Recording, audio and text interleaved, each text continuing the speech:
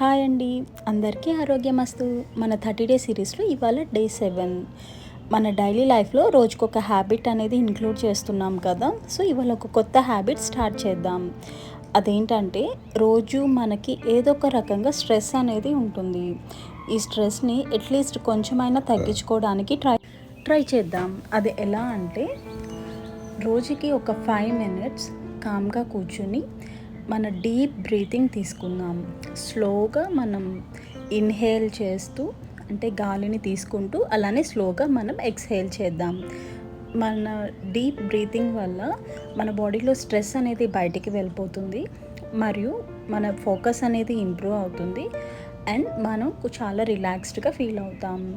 So ఇలా మనం రోజు జస్ట్ 5 మినిట్స్ చేసి 30 డేస్ తర్వాత ఈ డిఫరెన్స్ అనేది మనమే చూడొచ్చు. Thank you. Please follow.